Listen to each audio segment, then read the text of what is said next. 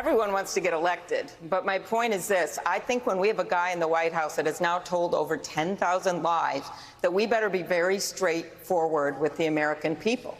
And no, do I think that we are going to end up voting for a plan that kicks half of America off of their current insurance in 4 years? No, I don't think we're going to do that. I think there is a better way to get what we all want to see, which is lower costs for health care. Do I think that we're going to vote to give free college to the wealthiest kids? No, I don't think we're going to do that. So that's what I'm talking about. But what I don't like about this argument right now, what I don't like about it at all, is that we are more worried about winning an argument than winning an election. And I think how we win an election is to bring everyone with us. Joining us now, Democratic candidate for president, Senator Amy Klobuchar of Minnesota, and former Senator Claire McCaskill has the first question. Claire? Amy, great. Hi, Mika. Good morning. Hi, good morning, Amy. I thought you did well last night. My question to you is, can you take a minute and explain the reality of a 60-vote margin and what that means in terms of the values that we all embrace? More health care, immigration reform, infrastructure. Talk about it in context of the reality of the numbers right now and what Congress is capable of doing.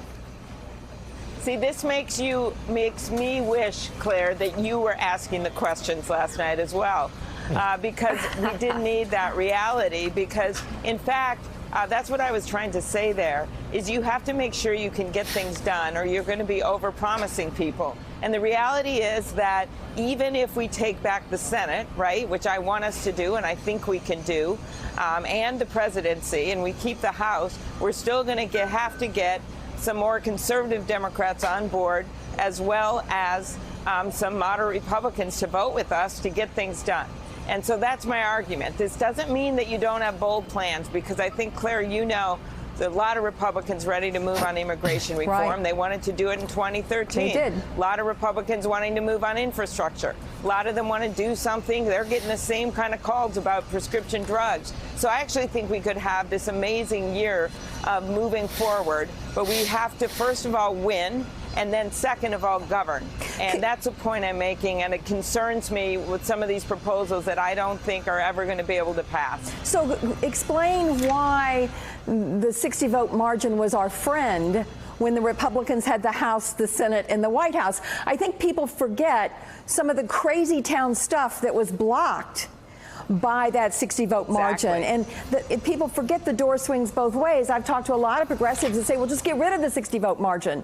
Well, then if the worm turns, we are looking at serious inroads in terms of a women's right to choose and a whole host of other issues. Talk about that for a minute. Yeah.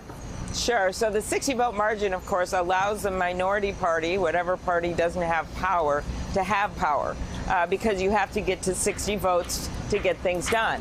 In this case, what was going on before we took back the House, the Senate was able to stop a lot of things that Donald Trump has wanted to do over the years. It would have been very devastating to our environment and to the world around us, to women's health care.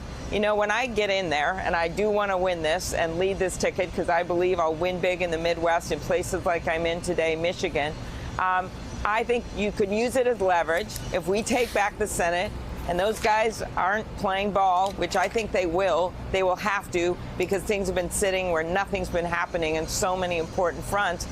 You can always use it as leverage to say, look, I'm going to look at making some changes to it. Of course, the Democrats in the Senate would have to make that decision.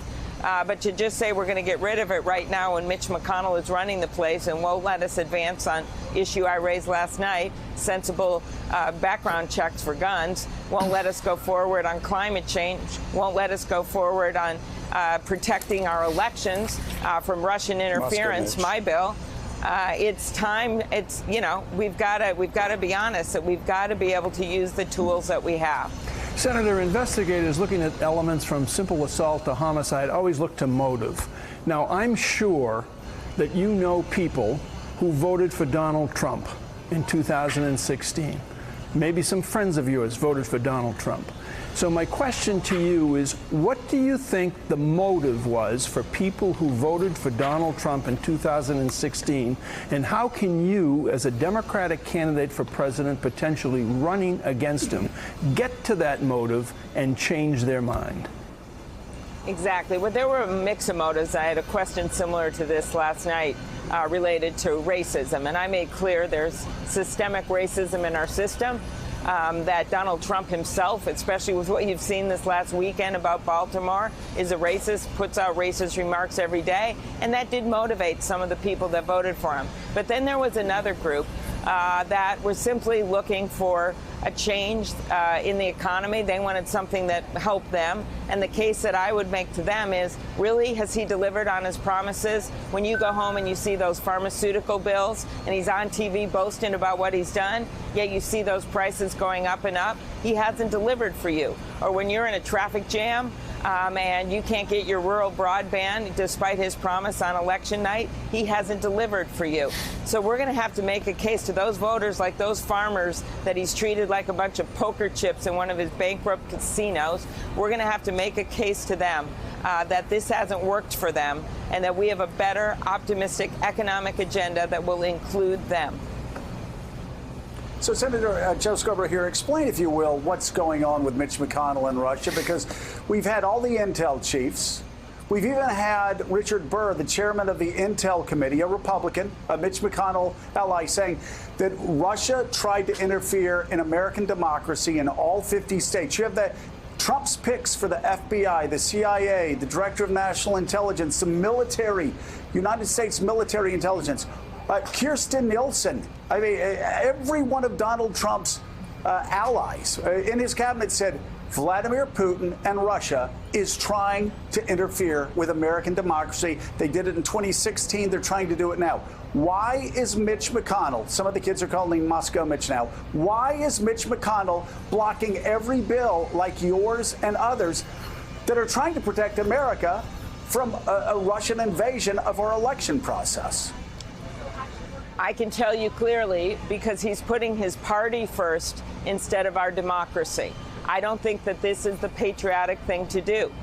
He is personally always liked to get involved in these election issues. And by the way, when I asked about this at a classified briefing just a few weeks ago to all the intelligence chiefs, I can't reveal what was said there, but I will tell you this. When I asked, he literally tried to shut me down and said, oh, that's a campaign finance issue in front of the whole Senate. I'm like, no, it's not. It is a security issue for our country. And as I pointed out last night, hundreds of thousands. Senator, you can go back. So you can go back to 2016. The intel chiefs came to the president, who came to the leaders of the Senate and the House and said, Russia is infiltrating American democracy. They're trying to undermine it. Mitch McConnell actually threatened everybody there that if they said anything publicly, he would try to turn into issue. So again, tell us, because I don't know why anybody from Kentucky would vote for a guy that's trying to stop. Okay, I will explain why I think he's doing it. One, totally aligned with the president.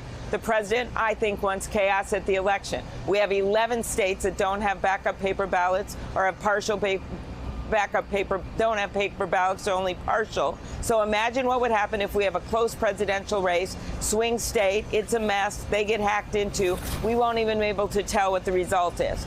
That's the first thing. The second is just as insidious, and that's that bill we talked about before, the Honest Ads Act, which would basically say to the social media companies, you got to tell us what you're paying for these ads and what they are, all you big platforms, not just a few.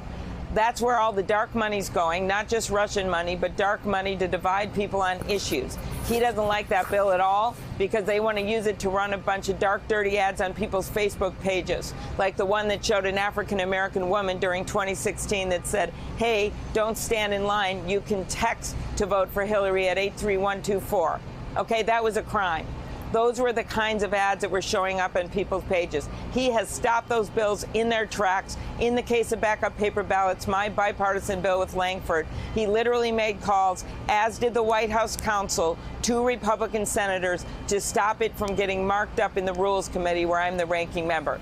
It's like, I have the smoking gun evidence. This happened. He's doing it, and that's why he's doing it, because it protects their party. But look at what's on the other side. Hundreds of thousands of people losing their lives on the battlefield to protect our democracy and democracies around the world. 4 little girls in Birmingham dying in a church at the height of the civil rights movement. Innocence, innocence, because people simply wanted to have the right to vote and be part of our democracy. That's what's at stake here. I mean, it seems, I'm sorry, it just, you have the FBI, CIA, DNI, the United States military saying Russia and Vladimir Putin are trying to undermine American democracy, and you have one man in the Senate who is killing every attempt to defend this country. That sounds, I'm sorry, let's call it what it is. That sounds un-American. Yeah. Well, I have made very clear what I think about this. I think it is not patriotism. I think it's pure partisanship. And I think that we've got to call him out on it, because once you get those bills to the floor, I promise you, we will get the votes to pass them. But he has blocked them from coming to the floor, and the American people need to understand that. As president, I will be able to get all this done, but I don't even want to wait till being president. I want to get it down now. And that's why every debate I've worked to try to bring it up, no matter what the question is, because the people have to know what's going on.